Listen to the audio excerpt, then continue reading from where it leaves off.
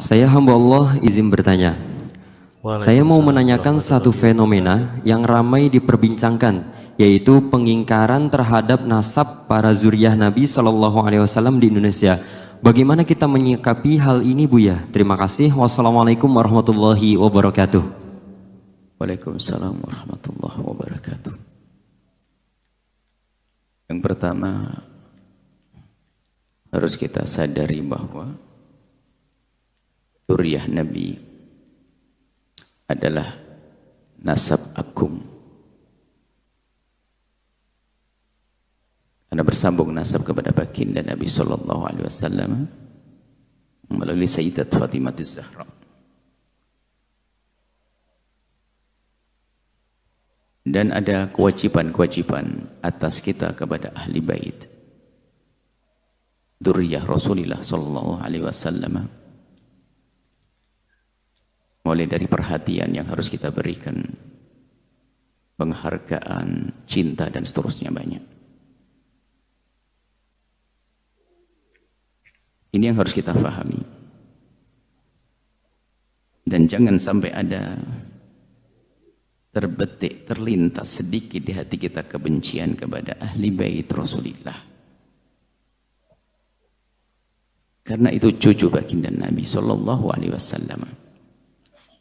Kalaupun ada di antara mereka punya perilaku tidak baik, tidak benar, justru seharusnya kita semakin sayang berusaha untuk membawanya kepada kebenaran.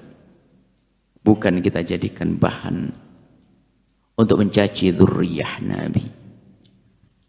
Kadang ada reaksi-reaksi negatif dari sebagian orang yang mungkin memang tidak mendapatkan nasib mencintai ahli bait.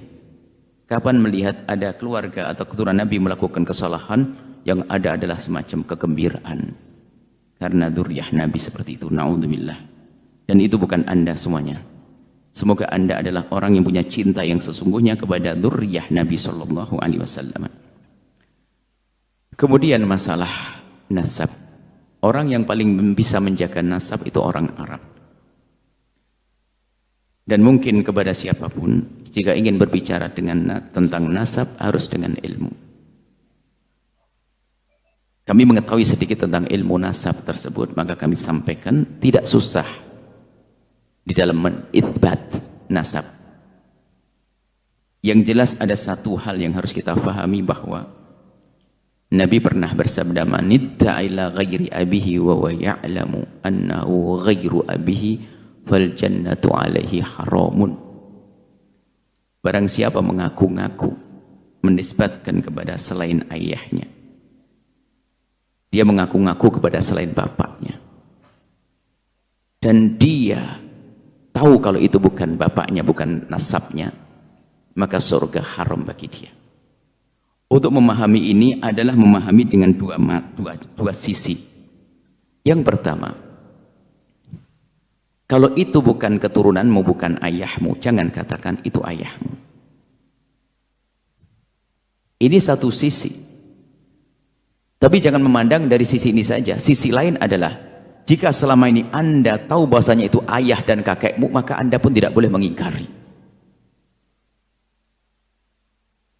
Ingat.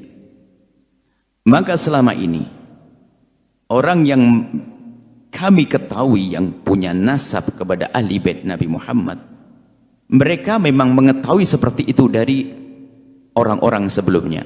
Maka orang seperti juga tidak boleh mengingkari nasabnya, karena memang selama ini yang mereka ketahui adalah nasabnya dari ayahnya begitu seterusnya sampai baginda Nabi. Jadi memahami hadis tersebut jangan salah.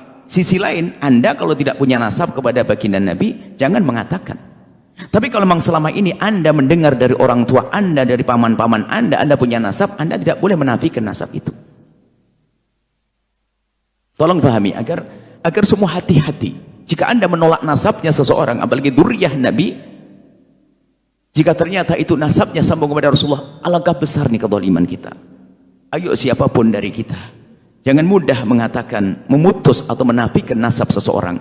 Tidak urusan dzurriyyah Nabi saja, nasab seseorang. Bahkan dikatakan, kalau Anda meragukan nasab seseorang, Anda harus mencari bapaknya. Kalau Anda tidak bisa mencari bapaknya, Anda kena hukum qadhaf. Kalau ada seorang bapak dan anak sudah tahu, orang masyarakat tahu bahasanya itu bapak anak, lalu saya katakan kamu ini bukan anaknya, saya harus mencari siapa bapaknya.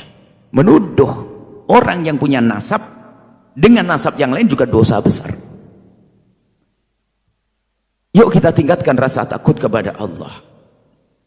Jangan sampai yang ada permusuhan, apalagi antara di kalangan ahli urusan dengan ahli bait Rasulullah SAW. Hei hamba Allah, kami mendengar sepintas, sedih sekali dengan hal-hal yang semacam ini. Pengingkaran sesuatu yang selama ini sudah kita dengar. Nasab dzurriyyah Nabi yang ada di Indonesia, kita tahu nasab.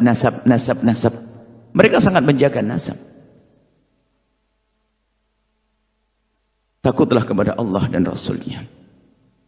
Untuk menentukan nasab sederhana dalam bab kitab fikih, apa yang anda fahami kitab, apa yang pernah anda baca, kitab tentang misalnya dalam kitab Umdatus Shalik atau apa saja kitab yang ringan, yang bagaimana menentukan nasab. Nasab itu adalah dengan ikrar. Kalau orang mengakukan ini abahku dan ini ayahku dan tidak diingkari oleh akal, misalnya umur sama, kita tidak boleh mengingkari loh ya.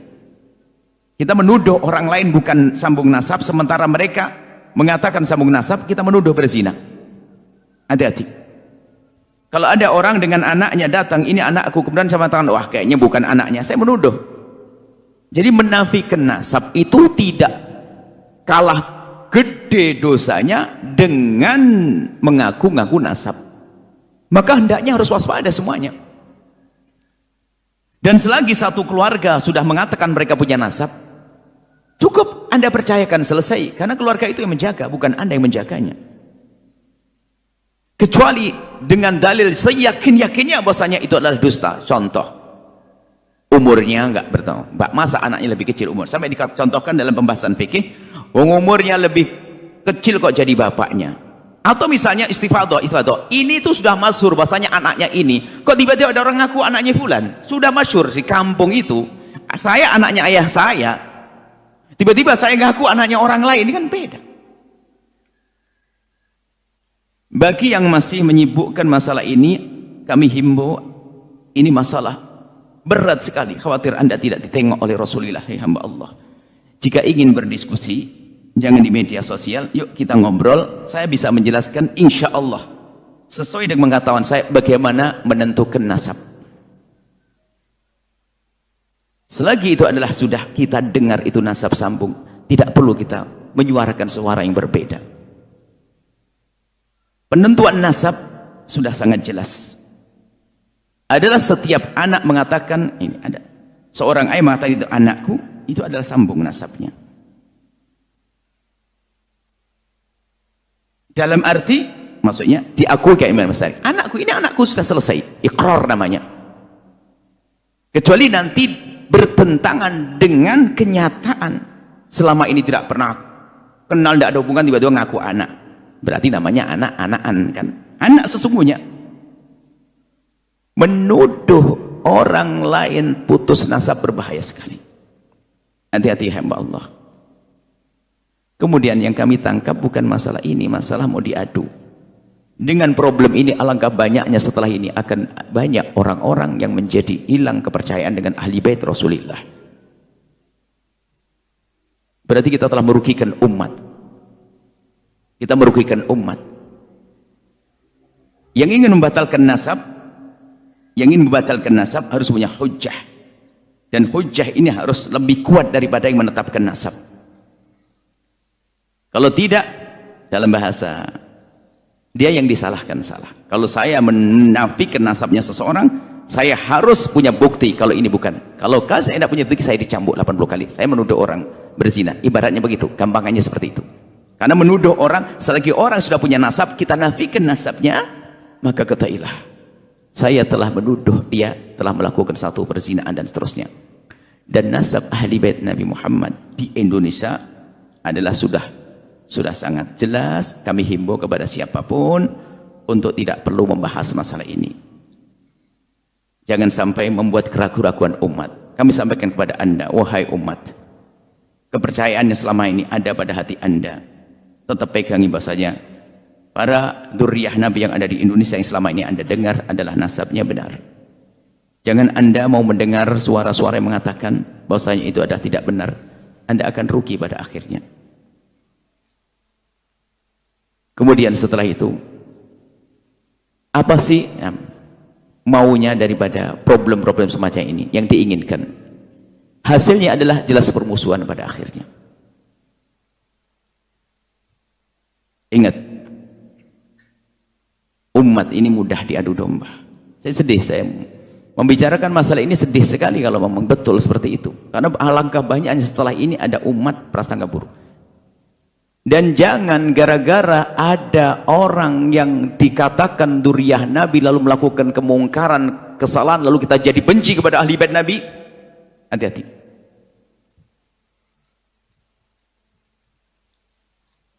Saya mengatakan dzurriyyah Nabi di Indonesia tercatat, dzurriyyah Nabi tercatat. Dan sangat luas dzurriyyah Nabi.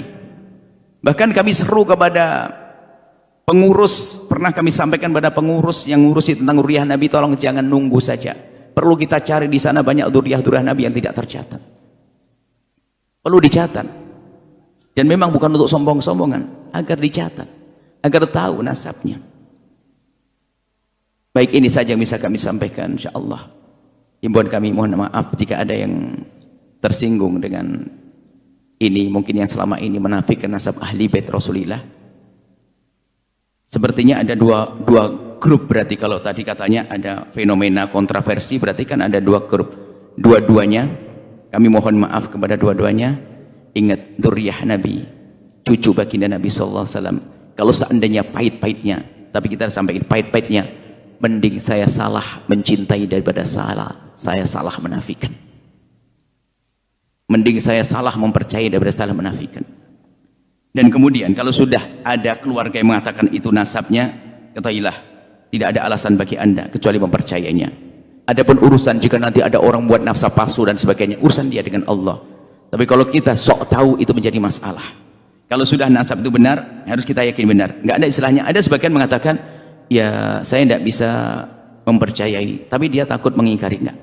Nasab itu harus kita yakin. Ini anaknya ini harus yakin, sudah. Harus kita percaya, sudah selesai.